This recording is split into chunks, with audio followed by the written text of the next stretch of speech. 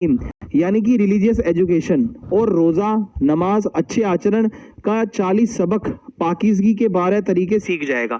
यानी इस्लाम धर्म की जो बेसिक चीज़ें होती हैं, ठीक है, वो पता चल जाएगा और ये सीख जाएगा, इसको कोई प्रॉब्लम नहीं आएगी, ठीक है। और अब हम आगे बढ़ते हैं, मतलब एक रिलीजियस एजुकेशन भी इसको मिल जाएगी, वो भी बहुत जरूरी होती है, ऐसा उनके पिताजी का मानना था। अब बात करें बड़ौदा शहर की, तो बड़ौदा काफी साफ सुथरा शहर था, बहुत बड़ा शहर था। यहाँ हिज हाइनेस की 5 धातुओं से बनी घोड़े पर सवार मूर्ति थी, ठीक है, एक वहां बहुत शानदार मूर्ति थी हिज हाइनेस की, और वो भी 5 धातुओं से मिलकर बनी हुई। मकबूल को महाराजा सियाजी राव के इसी आकर्षक शहर के सुलेमानी जमात के बोर्डिंग स्कूल में दाखिल कराया गया। यानी कि सुलेमानी जमात कम्युनिटी से जो एक बोर्डिंग स्कूल संचालित होता था, वहां उनका एडमिशन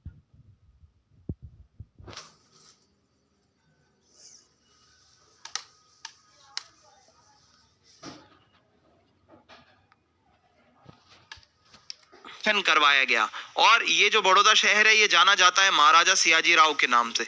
तो इस तरीके से जब वो शहर में आते हैं तो उनका एडमिशन एक स्कूल में होता है। अब इस स्कूल का जो पूरा संचालन है, यानी कि जो कार्यभार है, ठीक है, संभालने का कार्य नेशनल कांग्रेस और गांधी जी के अनुयायी गुजरात की मशहूर अरके तिहाल की ख्याति वाले जीएम हकीम अब्बास तैयब जी करते थे। यानी कांग्रेस से जुड़े हुए थे और गांधी जी के बहुत बड़े फॉलोवर थे, और उनका नाम था अब्बास तैयब जी।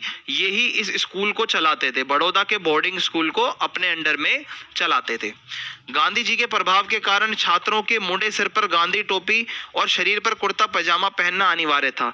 स्कूल की यूनिफॉर्म में क्या होता था कि भाई सर जो है वो मुड़ा रहेगा, ठीक है, और इसके अलावा यानी कि बाल कटवाने पड़ेंगे, और गांधी टोपी, शरीर पर कुर्ता पैजामा, ये वहां की यूनिफॉर्म रहती थी स्कूल की। अब आगे बढ़ते हैं, बोर्डिंग स्कूल के अध्यापक व अन्य कर्मचारीगण। अब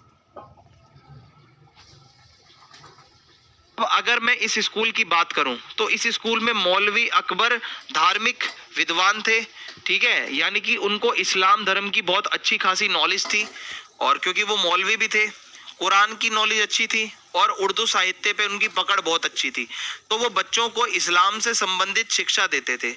इसके अलावा केशवलाल गुजराती भाषा के वर्ग शिक्षक थे, ठीक है, ये फिर इनको गुजराती, बड़ौदा वगैरह सब उसी साइड है, तो ये जो है गुजराती भाषा के वर्ग शिक्षक थे।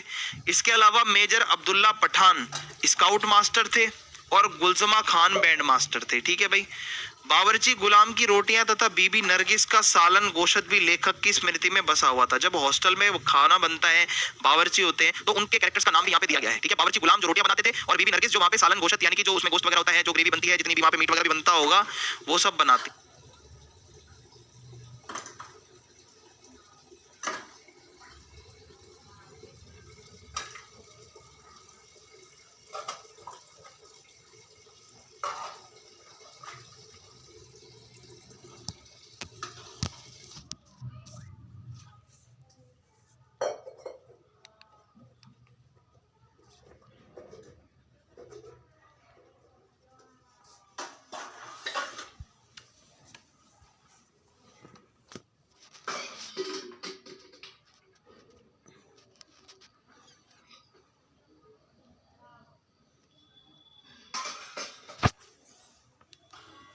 हाँ, थोड़ा सा अगर हम उसके ऊपर नजर डालें तो मकबूल को जिस बोर्डिंग स्कूल में भेजा गया था, वहां उसकी दोस्ती 6 लड़कों से होती है, ठीक है, और आगे चलकर उसके उन्हीं दोस्तों में से मोहम्मद इब्राहिम गोहर अली जो कि डभोई का इत्र व्यापारी बन गया, अरशद सियाजी रेडियो की आवाज बन गया, रेडियो जॉकी, और हामिद कंबर हुसैन कराची चला गया। यानी कि जो उसके दोस्त थे वो अपने अपने लाइफ में कहीं ना कहीं बिजी हो गए थे, ठीक है, आगे चलकर। अब्बास जी अहमद मोती की तलाश में कुवैत जापान कराची चला गया। यानी कि जो तुम से मोहम्मद इब्राहिम गोहर अली जो कि डभोई का इत्र व्यापारी बन गया।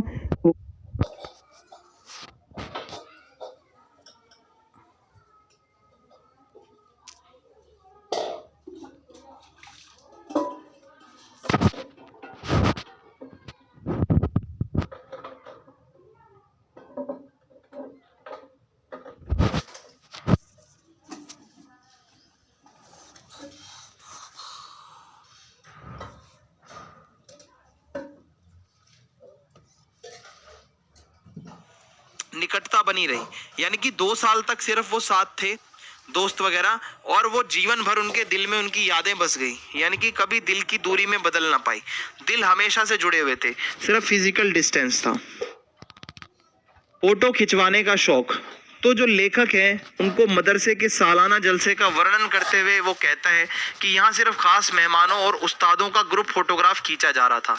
यानी कि जब कोई प्रोग्राम होता है तो वहाँ पे जितने भी उस्ताद होते हैं, जो बड़े बड़े टीचर्स होते हैं, ठीक है, और जो मेहमान आए होते हैं, वो एक ग्रुप फोटो खिंचवा रहे होते हैं और वे लड़कों की भीड़ में खड़े मौके की तलाश में थे।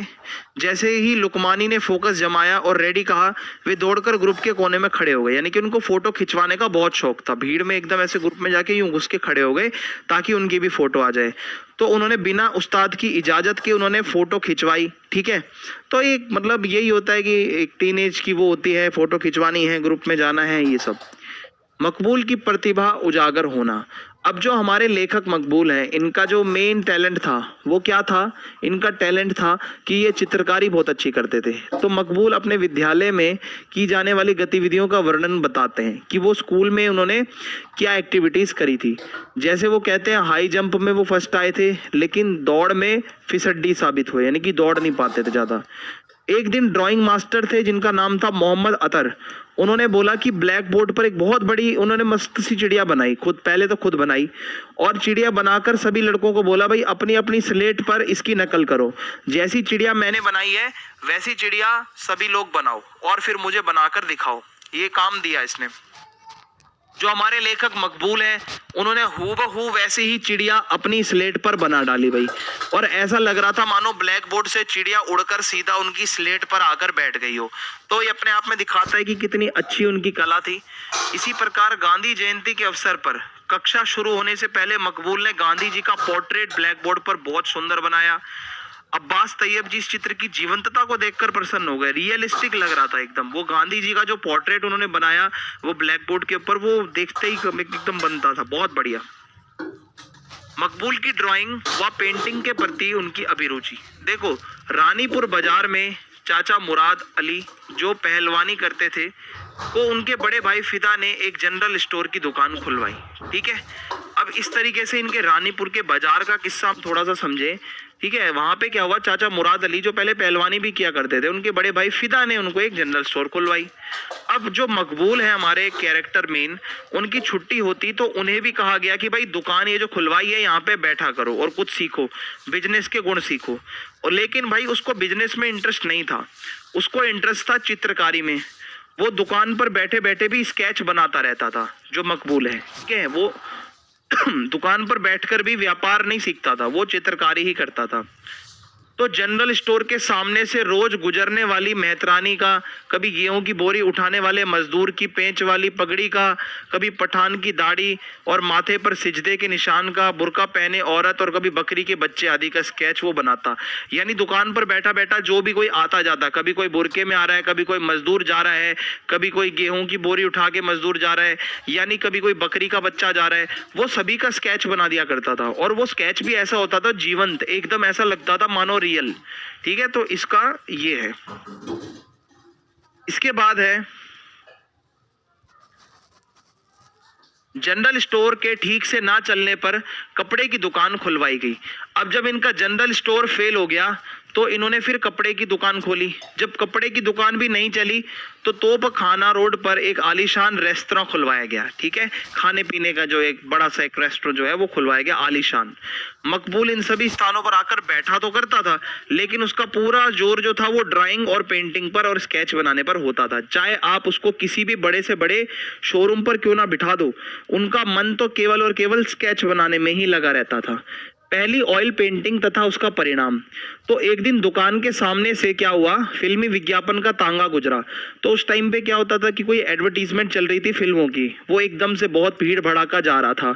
तो मकबूल ने सोचा क्यों ना इस पूरे एडवर्टीजमेंट की एक ऑयल पेंटिंग बनाऊं, बहुत सुंदर लगेगी। तो देखो भाई, उनके पिताजी तो उन्हें व्यापारी बनाने के सपने देख रहे थे, भला वो उनको रंग क्यों दिलाते, क्योंकि ऑयल पेंटिंग के लिए आपको अलग रंग चाहिए होते हैं। ठीक है, तो अब इसकी डिमांड भी तो पिताजी से ही करनी होगी ना। तो ऑयल पेंटिंग थोड़ी सी अलग होती है, नॉर्मल से हटकर थोड़ी और शानदार, थोड़ी और स्मूथ सी लगती है। तो हुआ क्या, इस फिल्मी विज्ञापन के पोस्टर ने मकबूल को इस कदर प्रेरित किया, वो इतने मोटिवेटेड हो गए थे कि उसने स्कूल की अपनी 2 किताबें बेचकर ऑयल कलर की 2 ट्यूब खरीद ली और पहली ऑयल पेंटिंग चाचा की दुकान पर बैठकर बनाई। सोचो, अपने स्कूल की पढ़ाई की किताबें बेचकर और उन्होंने ऑयल पेंटिंग वो करने के लिए कलर खरीद लिए, ठीक है, और ट्यूब खरीद ली। ट्यूब में आते हैं वो जो ऑयल कलर आते हैं। तो जब चाचा ने उस पेंटिंग को देखा तो वो बहुत गुस्सा हो गए, लेकिन मकबूल के पिताजी उस पेंटिंग को देखकर खुश हो गए, क्योंकि चाचा को तो लग रहा था यार ये कर क्या रहा है, अपनी किताबें वगैरह बेचकर और ये सब क्या बना रहा है। लेकिन जब पिताजी ने देखा कि मेरा बेटा इतना अच्छा चित्रकार है, इतनी अच्छी ऑयल पेंटिंग बना रहा है, तो पिता भावुक हो गए। तो जिस समय मकबूल इंदौर सर्राफा बाजार के करीब तांबे पीतल की दुकानों की गली में लैंडस्केप बना रहे थे, वहीं बेंद्रे साहब भी ऑन स्पॉट पेंटिंग करते मिले, ठीक है, जहां पे वो अब अपनी पेंटिंग वगैरह सीखते थे। तो वहां एक बहुत ही शानदार चित्रकार पेंटर बेंद्रे साहब उनको वहां पे मिलते हैं पेंटिंग करते हुए। तो मकबूल उनकी पेंटिंग की तकनीक से काफी प्रभावित हुए। वो देखते हैं कि भाई वो बेंद्रे साहब कैसे बनाते हैं, उनका तरीका क्या है। तो इस मुलाकात के कारण ही मकबूल अक्सर बेंद्रे के साथ लैंडस्केप पेंट करने जाया करते थे, ठीक है। लैंडस्केप यानी कि एक प्रॉपर एक कैनवास होगा, उसके ऊपर आप कुछ ना कुछ बनाते रहोगे, जैसे वो जो भी आपने देखा होगा आर्टिस्ट वगैरह बनाते रहते हैं। तो उन्होंने उनसे भी बहुत कुछ सीखा। तो इस तरीके से एक लैंडस्केप बनता है जो बहुत सुंदर दिखता है बनने के बाद। मॉडर्न आर्ट का पहला क्रांतिकारी कदम। तो ईयर 1933 यानी 1933 में बेंद्रे ने कैनवास पर एक बड़ी सी पेंटिंग में पेंट करना आरंभ किया।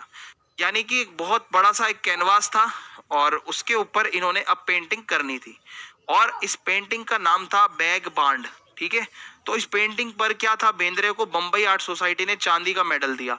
ये इतनी शानदार पेंटिंग इन्होंने बनाई कि बम्बई से इनको मेडल भी मिला इसके लिए, वो भी चांदी का। और हिंदुस्तानी मॉडर्न आर्ट का ये पहला क्रांतिकारी कदम था, यानी